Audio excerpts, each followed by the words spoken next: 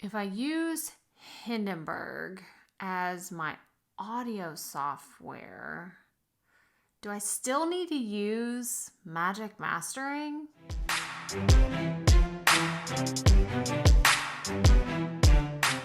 Hey y'all, Crystal here today, and I wanted to answer a question that I recently got from the podcast community, and that is, if I'm using Hindenburg Journalist, which is the audio platform that I use for my podcast editing and recording, if I use that, do I still need to use Buzzsprout's Magic Mastering?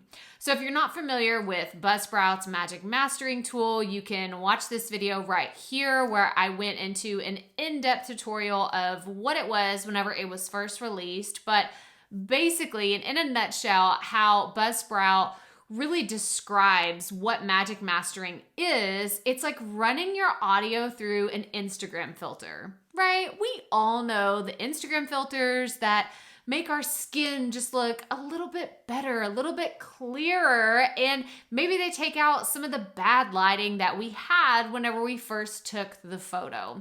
Well, Buzzsprout's Magic Mastering just makes your audio sound crisp and clear, and it makes it sound really awesome. So real fast, tell me in the comments below if you've ever used Buzzsprout or Hindenburg, because I'm curious to know what platforms you are using for your podcast. So tell me in the comments if you've ever used any of those. Okay, let's get back to the video.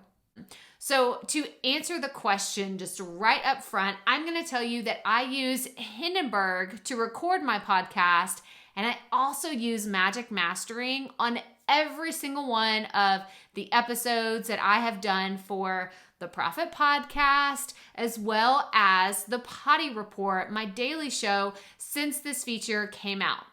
And I can tell you from listening to the very early episodes of the podcast, because I never went back and changed them after Magic Mastering was released to the public, because I like to let you go back and listen to the dumpster fire of the podcast that I had when I first created compared to what it is today.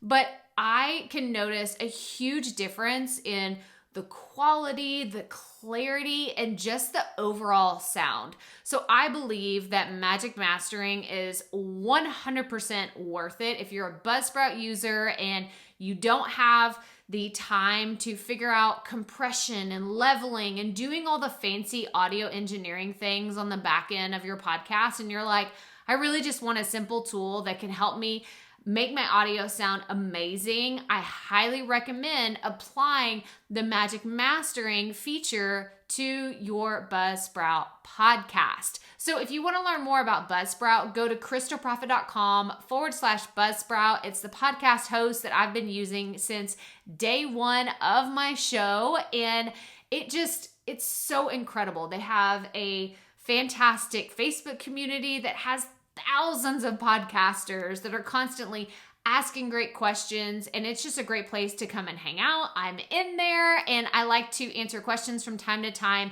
whenever I can pitch in and help out with a brand new podcaster or someone that's looking to level up their show. So Buzzsprout also has fantastic articles that they publish on a regular basis, as well as a great YouTube channel that you should 100% go check out if you are on a podcasting journey. But I just wanted to wrap up real fast and say, even though I use a fantastic digital audio workstation like Hindenburg, I really recommend having that extra touch. Just think of it as like the bow that you're putting on this beautiful package that you're delivering to your audience every single week, and that could be Magic Mastering for your show. But that's all I have for you today. So make sure you hit the thumbs up on this video if you found it helpful. Subscribe below if you have not already, and come back every single week and check out other videos like these right here, all about podcasting and running your online business. And as always, remember, keep it up. We all have to start somewhere.